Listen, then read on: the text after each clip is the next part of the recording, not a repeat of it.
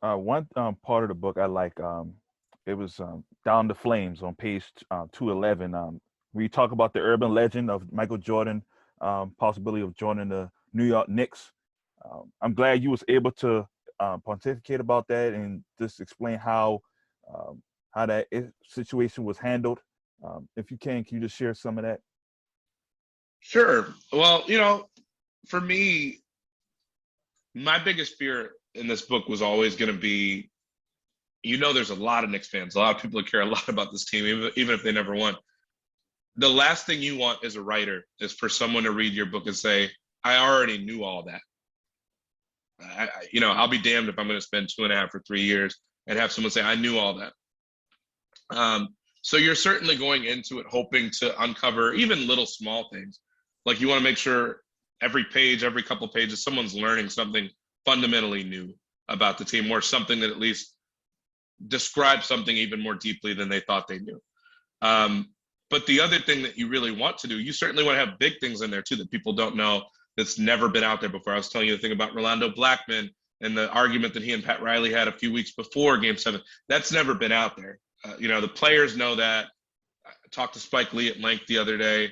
He was like, how'd you know that? Like, he knew that, but very few people know that, outside the team. It's not something they talk about.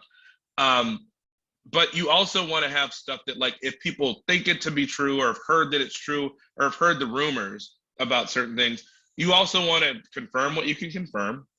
Or if there's stuff that's been like kind of blown out of proportion that, could have happened but didn't, but people think that it did, or people pontificate about the fact that it did, there's opportunities to shut that stuff down. And that's valuable too.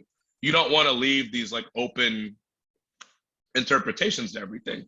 And not to mention, like, I'm working on a book. So if I can definitively nail down that Michael Jordan almost did sign with the Knicks, of course I want to have that detail. So I'm asking a lot of questions to everybody, to David Falk, who represented Michael Jordan, and Patrick Ewing. I'm asking questions to Dave Checketts. I'm asking questions to Ed Tapscott, to Ernie Grunfeld, all of them, all the people that basically were brokers in this.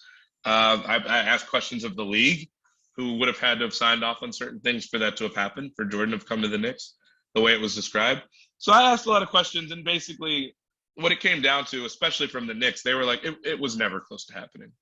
That really Michael used us as leverage, but we were okay with being used for leverage because that meant that the Bulls were going to have to pay more than they otherwise would have. So it's still kind of hurting them in a way because now they can't go out and sign other people. So we're happy to be used as a foil.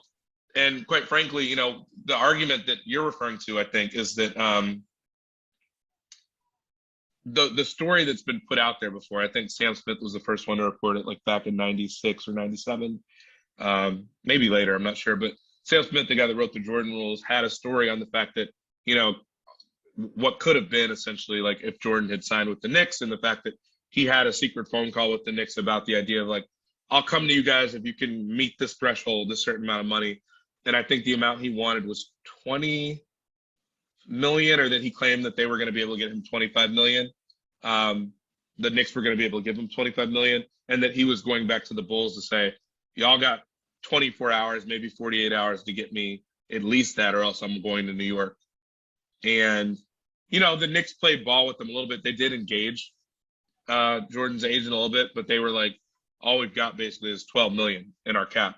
Like, which was a lot of money back then, but like, it was nowhere near what Michael was seeking. Michael wanted closer to 30 million. He did end up with 30 million for that season, but the Knicks had 12, and there was no way around that. And it was illegal to circumvent the salary cap to basically go around that. But what Michael said to the Bulls is that the Knicks have all these side deals lined up for me because it's New York. So there's a ton of endorsement potential, especially with me going to a bigger city and a new city. And the Knicks are owned by ITT Sheraton, which is like a hotel brand. And so they've got plenty of opportunities set up for me, and they'll make me the extra money that way. So it really annoyed the Bulls because they were like, that's not legal. That's not fair. It's not legal for a team to have other salary set up for you that's not just salary cap money.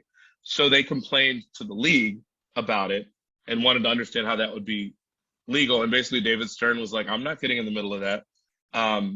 But really what it was, that David Stern wanted Michael Jordan to get his money.